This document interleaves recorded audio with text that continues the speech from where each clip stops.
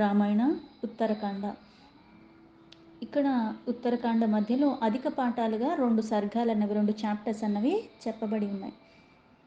అందులో మొదటి సర్గ శ్రీరాముడి భవనం ద్వారం దగ్గరికి ఒక శునకం అంటే కుక్క చేరటం, దానిని కూడా లోపలికి ప్రవేశపెట్టమని రాముడు లక్ష్మణుడికి ఆదేశం ఇవ్వటం గురించి ఇక్కడ చెప్పబడింది. తతః ప్రభాతే విమలీకృత్వా పౌర్వాహి నికిం క్రియాం ధర్మాసనగతో రాజా రామో రాజీవలోచనః. రాజీవలోచనుడైన శ్రీరాముడు ప్రశాంతమైన ఆ స్వచ్ఛమైన ప్రాతకాలమందు తను చేయాల్సినవన్నీ కూడా విధి విధానంగా సంధ్యాది ఇట్లాంటి ఉపాసనాది కార్యక్రమాలన్నీ కూడా చేసుకున్న తర్వాత ధర్మసభలో ఆసీనుడై ఉన్నాడు.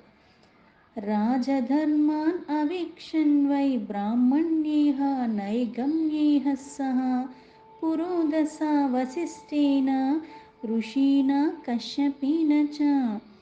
ఆ సభలో పురోహితుడైన వశిష్ఠుడు, అలాగే కశ్యప మహర్షి, బ్రాహ్మణోత్తములు, అలాంటి ప్రముఖులందరూ కూడా అక్కడ ఆసీనులై ఉన్నారు. అప్పుడు ఆ ప్రభు ధర్మ విచారణ అన్నది కొనసాగిస్తూ ఉన్నాడు. మంత్రిభిర్ వ్యవహారజ్ఞేః తథా అన్యేః ధర్మపారజ్ఞేః నీతిజ్ఞారతా సభ్యైశ్చ రాజాభిః సమావృతా. ఆ సభలో ఆ వ్యవహార దక్షులైన మంత్రులు, ధర్మశాస్త్రంలో నైపుణ్యం కలిగిన వాళ్ళు, ఆరితేరిన వాళ్ళు చాలామంది పెద్దలు ఉన్నారు. నీతి శాస్త్ర విశారదులైన సభ్యులు, అక్కడ అనుభవంతో ఉన్నవాళ్ళు చాలామంది, రాజులు ఎలా అయితే సామంత రాజులు కూడా ఈయనొక్క ఆధీనంలో ఉన్నారు, వాళ్ళందరూ కూడా ఆ సభని అలంకరించి ఉన్నారు. సభాయత మహేంద్రస్య యమస్య వరుణస్య చ సుశుభే రాజసింహస్య రామస్య క్లిష్టకర్మణః. క్లిష్ట కార్యాన్ని సైతం అవలీలగా చెయ్యగలిగిన వాడు, రాజుల్లో ప్రముఖుడైన శ్రీరాముడి యొక్క సభ ఇంద్రుడు, యముడు, వరుణుడు మొదలైన వారు ఆసీనులయ్యున్న దేవసభలాగా ఉన్నది. అథ రామో అబ్రవీత్తత్ర లక్ష్మణం శుభలక్షణం నిర్గశ్చత్వం మహాబాహో సుమిత్రా నందవర్ధన కార్యార్థినశ్చ సౌమిత్రే వ్యాహర్తుం త్వం ఉపక్రమ. అప్పుడు శ్రీరాముడు శుభలక్షణాలు సంపన్నంగా ఉన్న లక్ష్మణుడితో ఇలా అన్నాడు.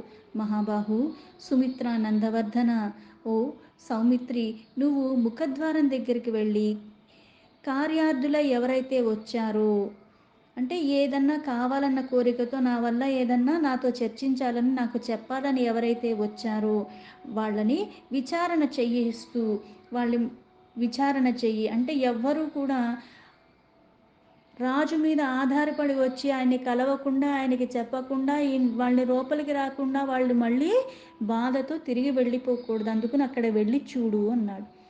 రామస్య భాషితం శ్రుత్వా లక్ష్మణః శుభలక్ష్మణః ద్వారత్తేషాం ఉపాగమ్య కారిణ్యాశ్చాహ్వాయత్ స్వయం న కశ్చిదబ్రవీత్తత్ర మమ కార్యమిహాద్య వై నాదయో వ్యాధయశ్చైవ రామే రాజ్యం ప్రశాసతి. ఉత్తమ గుణములు కలిగిన లక్ష్మణుడు కూడా రాముడు ఆజ్ఞకి శిరసావహించి అన్న చెప్పినట్టుగా ద్వారం దగ్గరికి వెళ్ళాడు. అక్కడ స్వయంగా అందరినీ ఎవరైతే వచ్చారో వాళ్ళందరినీ తానే ఆహ్వానిస్తున్నాడు. కానీ అక్కడికి వచ్చిన వారిలో ఏ ఒక్కడు కూడా నాకు ఈ కార్యం కావాలని కానీ, నాకు ఈ సమస్య ఉంది అని ఎవ్వరూ చెప్పట్లేదు. పక్వసస్య వసుమతి సర్వౌషధి సమన్విత నా బాలో మ్రియతే తత్ర నా యువా నాచ మధ్యమః. అక్కడ రాముడు పరిపాలనలో అందరూ కూడా ఆది వ్యాధులు లేకుండా ఉన్నారు. అంటే ఎటువంటి బాధ లేదు, అలాగే జబ్బు లేదు, అంటే సమస్య లేదు. పోనీ ఆర్థికంగా ఇంకో రకంగా ఉన్నాయి అంటే అనుకోవచ్చు. ఈ శరీరంలో కూడా సమస్య లేదు, వ్యాధులు కూడా లేవు, ఇవన్నీ లేకుండా ఉన్నారు. దేశమంతటా కూడా ఇలాగా అంటే పాడి పంటలతో సస్యశ్యామలంగా అందరూ అంతా ఆహ్లాదకరంగానే ఉన్నారు. ఇటు ఆరోగ్యము బాగుంది, అన్ని రకాలుగా అన్నీ ఉన్నాయి. అందుకే ఆది వ్యాధి ఏదీ లేకుండా ఉన్నారు. చిన్నపిల్లలే కాదు, యవ్వనంలో ఉన్నవాళ్ళు, మధ్య వయస్కులు కూడా ఇక్కడ ఎవరు కూడా అంటే అకాల మృత్యువులు కూడా లేవు. ధర్మేణ శాసితం సర్వం నచ బాధ విధీయతే దృశ్యతే నచ కార్యాతి రామే రాజ్యం ప్రశాసతి లక్ష్మణః ప్రాంజలిర్భూత్వా రామయ్యేవం న్యవేదయత్. అంతటా పరిపాలన ధర్మబద్ధంగా కొనసాగుతుంటూ ఎవ్వరికీ ఎటువంటి బాధ లేదు. రాముడి రాజ్యంలో అవసరాలు తీరని వాడని, అవసరం ఇంకా ఏదో ఉందని వచ్చి అడగటానికి ఇంకా తావు లేదు. అందుకని అవేమీ లేవక్కడ. అంతటా లక్ష్మణుడు శ్రీరామచంద్రు ప్రభు దగ్గరికి వెళ్ళి ఆయనకి నమస్కరించి ఆ విషయాన్ని ఆయనకి వివరిస్తున్నాడు. అత రామః ప్రసన్నాత్మా సౌమిత్రిం ఇదమబ్రవీత్ భూయ ఏవాతు గచ్చత్వం కారిణః ప్రవిచారయ. ప్రసన్నాత్ముడైన శ్రీరాముడు లక్ష్మణుడితో మళ్ళా ఇలా అంటున్నాడు, తమ్ముడా మళ్ళీ నువ్వు ద్వారం దగ్గరికి వెళ్ళు, అక్కడ మళ్ళీ ఏదన్నా కార్యార్థం ఎవరన్నా వచ్చారేమో ఒక్కసారి మళ్ళీ విచారించు. అంటే నా గురించి ఇంత బాగా చూసుకుంటున్నారు, నేను ఇంత బాగా పరిపాలన చేసేస్తున్నారు కాబట్టి ఇంకోసారి వెళ్ళి ఎవరు రాలేదు అందరు బాగున్నారు ఇవన్నీ మాటలు వినటానికి కాదు రాముడు చెప్పింది. అంటే ఏదైనా తెలిసి కానీ తెలియకుండా కానీ ఎవరికన్నా ఇబ్బంది ఉందేమో, ఏదన్నా నేను గమనించుకోలేదేమో, అందుకని ఎవరైనా పాపం అలాగా వచ్చారేమో, అందుకని ఇంకొకసారి చూడవా అంటే ఎక్కడన్నా ఏదన్నా నేను తప్పు చేశానేమో, ఏదన్నా ఒకటి పట్టించుకోకుండా ఉన్నానేమో, ఎవరికన్నా బాధ కలిగిందేమో, ఎవరికన్నా ఏదన్నా సమస్య ఉందేమో అన్న భావనతో మళ్ళీ వెళ్ళి చూడమన్నాడు. సమ్యక్ ప్రణితయా నిత్య నా అధర్మో విద్యతే క్వచిత్ తస్మాద్ రాజభయాత్ సర్వే రక్షంతీవ పరస్పరం. రాజధర్మం చక్కగా ఆచరింపబడుతున్న ప్రదేశంలో ఎప్పుడు అధర్మానికి తావు ఉండదు. అందువలన రాజశాసనానికి భయపడి అందరూ కూడా ఒకరినొకరు రక్షించుకుంటూనే ఉంటారు. బాణ ఇవ మయా ముక్త ఇహ రక్షంతి మీ ప్రజా తదాపి త్వం మహాబాహో ప్రజా రక్షస్వ తత్పరః. ఏవముక్తస్తు సౌమిత్రిః నిర్జగామా నృపాలయాత్ అపశ్యద్వారదేశే వై శ్వానం తావదవస్థితం. అందరూ ఇలా మహాబాహు నేను ప్రయోగించిన బాణముల వల్ల నా ప్రజలు తిరుగులేని విధంగా రక్షణలోనే ఉంటారు. అయినా ఒక్కసారి వాళ్ళని రక్షించడంలో నిరతుడయ్యే ఉండాలి కదా నేను. అంటే అందరూ బాగానే ఉన్నారని నేను అది విస్మరించకూడదు. బాగానే ఉంటారులే అన్నీ బాగానే చేస్తున్నాను కదా అని. అంటే దేనికి కొద్దిగా కూడా తావివ్వకుండా అంత జాగ్రత్తగా చూసుకోవాలి. అందుకే ప్రజలు తిరుగులేని విధంగా నేను రక్షణ కల్పించి ఉన్నా సరే నువ్వు కూడా వాడిని రక్షించడంలో ఎప్పుడూ నిరతుడువయ్యే ఉండు. అంతటా లక్ష్మణుడు కూడా రాముడు మాటల్ని శాసనంగా భావించాడు. ఆయన మళ్ళీ ఆ సభామందిరం నుంచి మళ్ళీ బయలుదేరి వెళ్ళాడు ద్వారం దగ్గరికి. తమేవ వీక్షమానం వై విక్రోశంతం మహర్మహుః దృష్ట్వాదా లక్ష్మణస్తం వై పప్రచ్ఛాదాస వీర్యవాన్. ద్వారం దగ్గరికి వెళ్ళి చూస్తే లక్ష్మణుడు ఒక కుక్క కనపడింది. పరాక్రమశాలి అయిన లక్ష్మణుడు రక్షించు వారి కోసం నిరీక్షిస్తూ బాధలో పదే పదే మురుగుతున్న ఆ కుక్కను చూసి మళ్ళీ ఇట్లా అన్నాడు. కిం తే కార్యం మహాభాగా బ్రూహి విశ్రబ్ద మానసః లక్ష్మణస్య వచః శ్రుత్వా సారమేయో అభ్యభాషత. ఓ మహాభాగా నీకు కావాల్సిన పని ఏమి నిర్భయంగా చెప్పు. లక్ష్మణుని మాటలకు వినిన తర్వాత ఆ ఆయనతో మళ్ళీ ఇట్లా చెప్పింది. అంటే కుక్క మాట్లాడుతుందా ఇలా, సర్వభూత శరణ్యాయ రామాయ అక్లిష్టకర్మణే భయేష్వ భయధాత్రే చ తస్మై వక్తుం సముత్సహే. శ్రీరాముడు ఎట్లాంటి కష్టకార్యాలైన అవలీలగా సాధించగలడు కదా, సమస్త ప్రాణులకి ఆశ్రమైన వాడు కదా, భయం ఉన్న వాళ్ళకి ఆపద ఉన్న వాళ్ళకి ఇట్లాంటి పరిస్థితులు ఎవరికైతే వస్తాయో వాళ్ళకి ఆ అభయాన్ని ఇచ్చేవాడు కదా. ఏతచ్చుత్వా తు వచనం సారమేయస్య లక్ష్మణః రాఘవాయ తదాఖ్యాతుం ప్రవివేశాలయం శుభం. ఆ స్వామితో నేను స్వయంగా విన్నవించుకోవటానికే కుతూహలపడుతున్నాను. దాని యొక్క అభ్యర్థన విన్న వెంటనే లక్ష్మణుడు ప్రభు అయిన రాముడికి ఆ విషయాన్ని చెప్పటానికి ఆ రాముడు మందిరానికి మళ్ళీ ప్రవేశించాడు.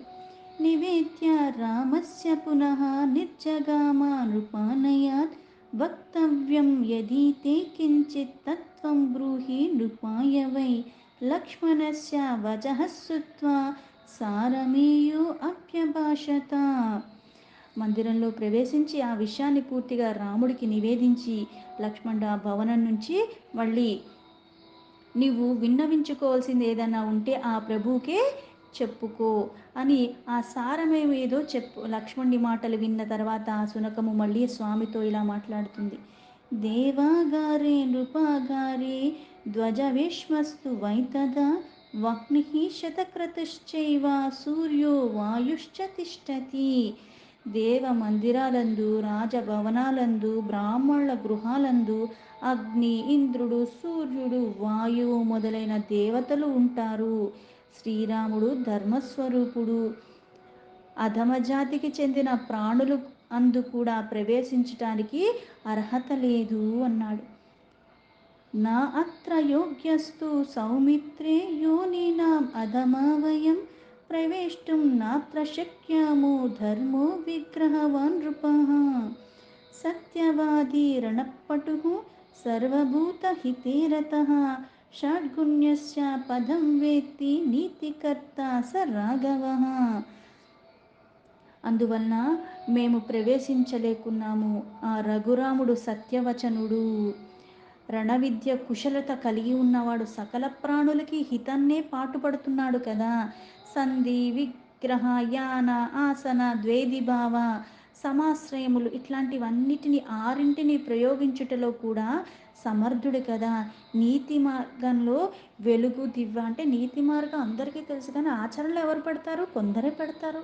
అన్నీ తెలియటం ఎంత బాగా తెలుసో అంత చక్కగా కూడా ఆచరిస్తున్నాడు రాముడు. సర్వజ్ఞః సర్వదర్శి చరామో రమయతాంబరః.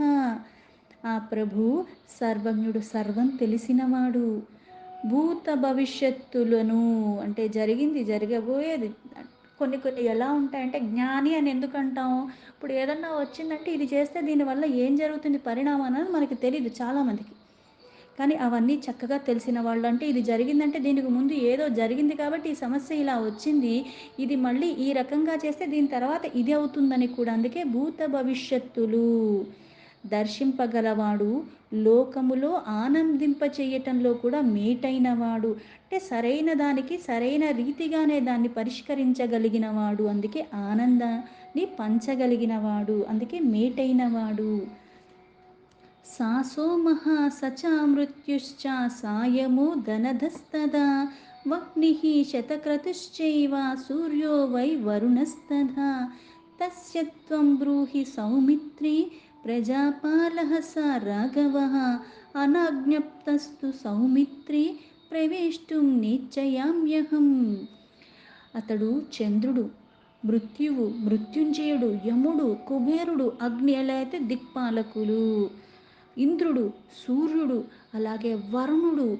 ఆ రఘురాముడు ప్రజారంజకుడైన గొప్ప పరిపాలకుడు. అందుకే సౌమిత్రి, ఆ స్వామి అనుజ్ఞ లేనిదే నేను లోపలికి ప్రవేశించటానికి ఇష్టపడను. ఈ విషయములు ఆ ప్రభువుకి చెప్పు అంటే, వచ్చి చెప్పు అంటే లేదు, ఆయన ఆజ్ఞ ఇస్తే కానీ నేను రాను. ఆయన ఆజ్ఞ ఇవ్వకుండా నేనెలా వస్తాను? అన్నీ తెలిసినవాడు, దర్శించాలన్న కోరికున్నా సరే నాకు కోరికుందని లోపలికి వెళ్ళిపోను. ఆ రాముడు నాకు ఆజ్ఞ ఇస్తేనే నేను ప్రవేశించటానికి ఇష్టపడతాను. ఆజ్ఞ ఇవ్వకపోతే నేనెందుకు వస్తాను? అలా రాకూడదు కదా. అనృశంస్యాన్ మహాభాగః ప్రవివేశ మహాద్యుతిః రూపాలయం ప్రవిశ్యాద లక్ష్మణో వాక్యమబ్రవీత్. గౌరవ అర్హుణ్ణు, ఎంతో తేజస్వరూపుడు, సౌజన్యమూర్తియు అయిన లక్ష్మణుడు రాజభవనంలో మళ్ళీ ప్రవేశించి రాముడితో ఇలా మళ్ళీ మాట్లాడుతున్నాడు.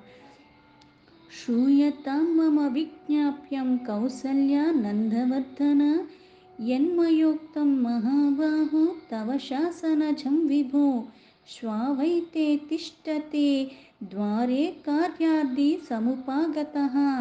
ద్వారం దగ్గరికి వెళ్ళి ఎవరైతే ఏదన్నా కార్యార్థి వస్తున్నారో వెళ్ళు వెళ్ళు అని ఇన్నిసార్లు పంపారు. ఇప్పుడు వచ్చి మళ్ళీ రాముడికి చెప్తున్నాడు. కౌసల్య నందవర్ధన మహాబాహు ప్రభు, నీ విజ్ఞాపన ఆలకించు, నేను చెప్పేది ఎక్కడ ద్వారం దగ్గర నీ ఆజ్ఞ మేరకే వెళ్ళాను. కార్యార్థులుగా ఎవరైతే ఉన్నారా అని చూశాను. ఆ సమయంలో కార్యార్థి అయి వచ్చిన ఒక శునకము మన భవనం ద్వారం దగ్గర వేచి ఉన్నది. ఒక కుక్క అక్కడ ఉన్నది అని చెప్పాడు. లక్ష్మణస్య వచః శ్రుత్వా రామో వచనమబ్రవీత్ సంప్రవేశయై వైక్షిప్రం కార్యార్థి యో అత్ర తిష్టతి.